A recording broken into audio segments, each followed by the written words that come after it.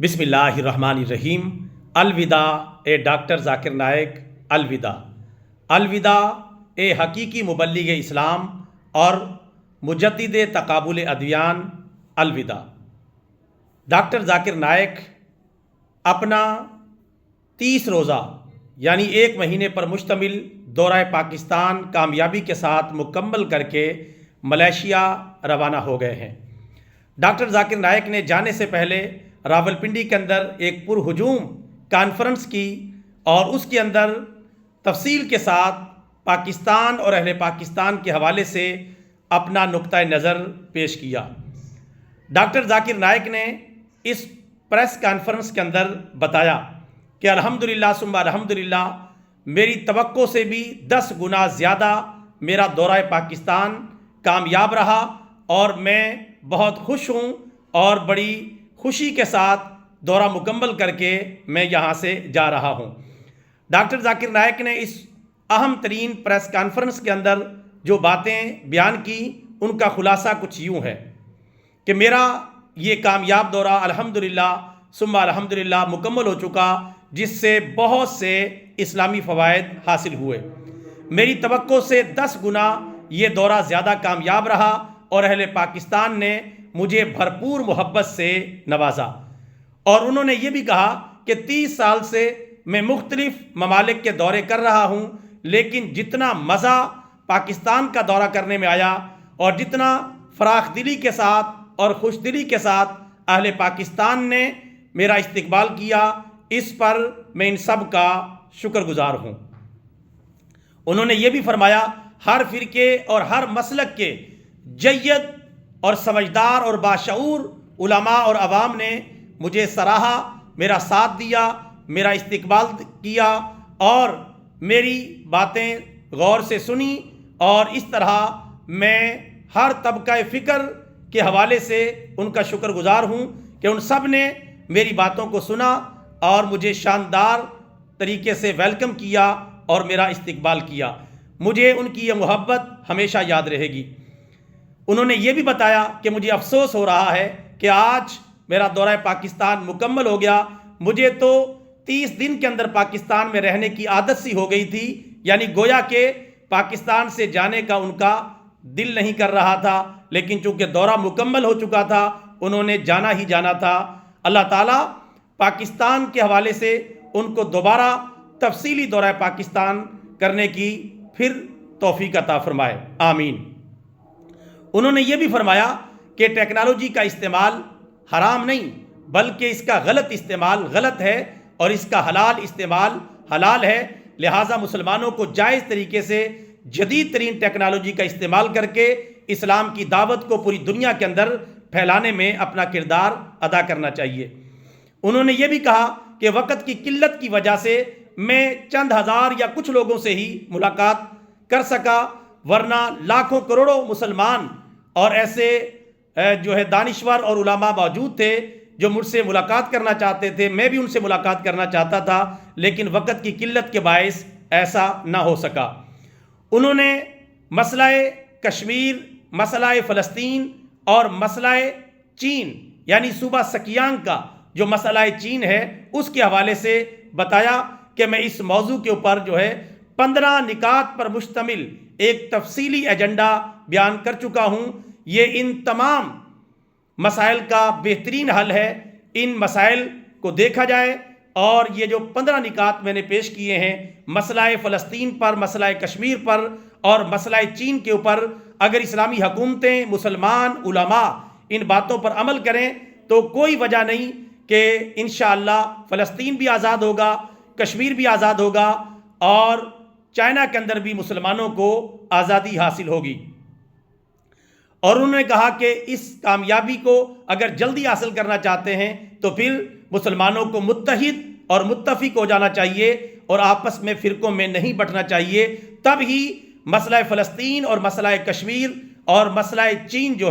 تیزی کے ساتھ حل کیا جا سکتا ہے۔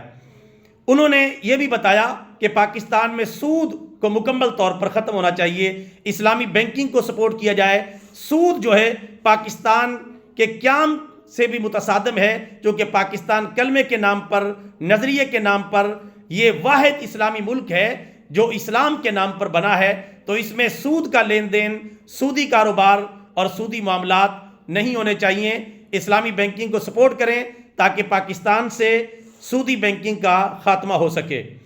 انہوں نے یہ بھی فرمایا کہ اس سے پہلے میں 1991 میں پاکستان آیا تھا، لیکن وہ میرا ان آفیشل دورہ تھا۔ یہ میرا آفیشل دورہ ہے جو اور ریاست پاکستان کے مہمان کے طور پہ میں آیا، اور الحمدللہ یہ میرا دورہ انتہائی کامیاب رہا۔ میں بہت خوش ہوں اور اہل پاکستان کا شکر گزار ہوں۔ جتنی محبت میں نے ان کے حوالے سے سوچ رکھی تھی، اس سے 10 گنا زیادہ محبت کے ساتھ انہوں نے میری باتیں سنی، میرا استقبال کیا اور میری آمد کو اپریشیٹ کیا۔ اور انہوں نے آخر میں حکومت پاکستان کا بھی شکریہ ادا کیا کہ حکومت پاکستان نے ہر طرح میرا خیال رکھا، اور حکومت سندھ نے بھی ہر طرح میرا خیال رکھا، اور حکومت پاکستان نے یعنی وفاقی حکومت نے 10-12 گاڑیاں میری سیکورٹی کے لیے مہیا کیں، اور 2 ایمبولینس ہر وقت دستیاب رہیں، اور فائر بریگیڈ کی ایک گاڑی بھی جو ہے وہ میرے جو سیکورٹی کا جو سلسلہ تھا، پلان تھا، اس کے ساتھ ساتھ رہی۔ میں اس پر حکومت پاکستان کا شکر گزار ہوں کہ انہوں نے جتنی ضرورت بھی نہ تھی، اس ضرورت سے بڑھ کر مجھے پروٹوکول دیا، میری حفاظت کا بندوبست کیا۔ اللہ تعالیٰ ان کو جزائے خیر عطا فرمائے۔ برادران اسلام، یہ چند ایک چیدہ باتیں تھیں جو ڈاکٹر صاحب نے اپنے آخری بیان کے اندر، آخری پریس کانفرنس کے اندر راولپنڈی کے اندر بیان کی، اور اس کے بعد چند گھنٹوں بعد وہ ملائیشیا کے لیے روانہ ہو گئے۔ آخر میں تھوڑا سا ہم اپنا نقطہ نظر بھی پیش کرنا چاہیں گے۔ جس طرح کوئی بھی شخص اللہ تعالیٰ کے نبیوں اور فرشتوں کے علاوہ معصوم نہیں ہو سکتا، اس طرح ڈاکٹر ذاکر نائک بھی بہرحال معصوم نہیں ہیں۔ ان سے بھی خطائیں، غلطیاں، سبقت لسانی ہو سکتی ہے اور ہوتی رہتی ہے۔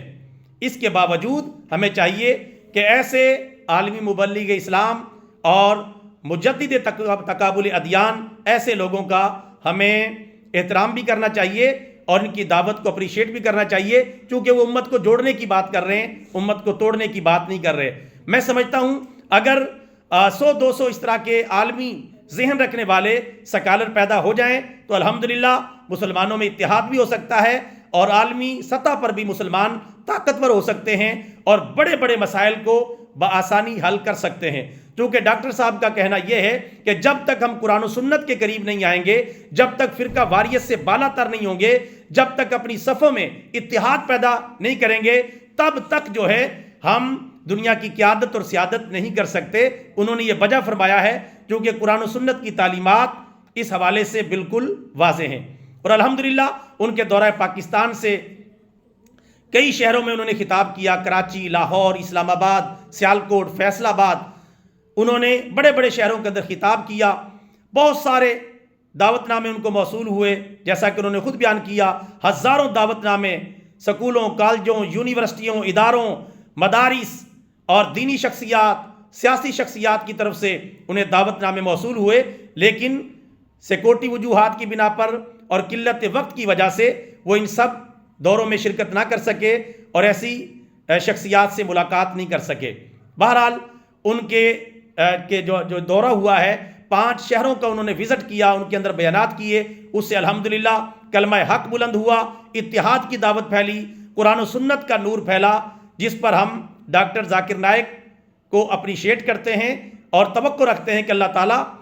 دوبارہ بھی انہیں پاکستان آنے کی توفیق عطا فرمائے۔ ایسے لوگوں کی ملکی سطح پر بھی ضرورت ہے، عالمی سطح پر بھی ضرورت ہے۔ جہاں تک ڈاکٹر ذاکر نائک کے خیالات ہیں، ان کے کئی خیالات سے ہمیں بھی ذاتی طور پر اختلاف ہے اور کئی باتوں سے شدید اختلاف بھی ہو سکتا ہے، لیکن اس کے باوجود ہر مسلمان کو چاہیے کہ دوسرے مسلمان کے حوالے سے اپنا سینہ کشادہ رکھے،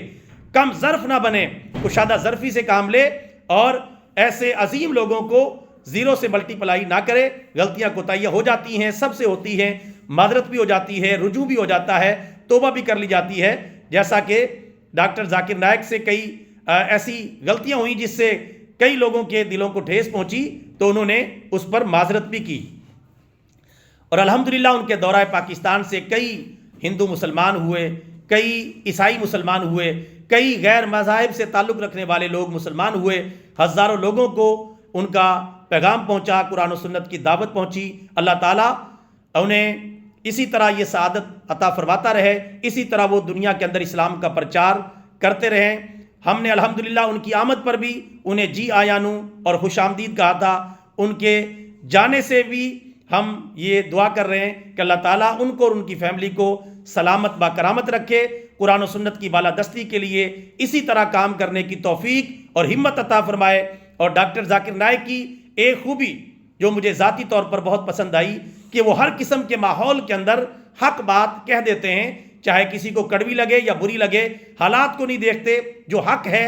جو حلال ہے، جو حرام ہے، اس کو بالکل کلیئر کٹ کہتے ہیں اور بالکل واضح طور پہ اس کو بیان کرتے ہیں۔ حالانکہ کئی ایسی جگہ آ جاتی ہیں جہاں بڑے بڑے دانشور اور علماء بھی بعض اوقات جو ہے وہ ڈگمگا جاتے ہیں اور کوئی نہ کوئی تعویل نکال لیتے ہیں، کوئی نہ کوئی ترمیم نکال لیتے ہیں، لیکن شرعی مسائل میں پردے کے حوالے سے، سود کے حوالے سے، جہاد کے حوالے سے اور کئی موضوعات ہیں جس پر ڈاکٹر صاحب کا جو رویہ ہے وہ معذرت خواہانہ نہیں ہوتا، دو ٹوک بات کرتے ہیں، میڈیا کے حوالے سے دو ٹوک بات کرتے ہیں اور سیکولر طبقے کے خلاف دو ٹوک بات کرتے ہیں، اور اس میں کسی ملامت کرنے والے کی ملامت سے وہ خوف زدہ نہیں ہوتے۔ یہ ان کا ایک اچھا طریقہ کار ہے، ہر عالم دین کو یہ طریقہ جو ہے اڈاپٹ کرنا چاہیے اور اس کے مطابق دین کی دعوت دینی چاہیے۔ بہرحال ڈاکٹر ذاکر نائک پاکستان میں اور رہتے تو بہت اچھا تھا، لیکن وہ اب چلے گئے تو دوبارہ اللہ تعالیٰ ان کو دورہ پاکستان کی توفیق عطا فرمائے۔ الوداع ڈاکٹر ذاکر نائک، الوداع، الوداع اے عالمی مبلغ اسلام اور مجدد تقابل ادیان، الوداع۔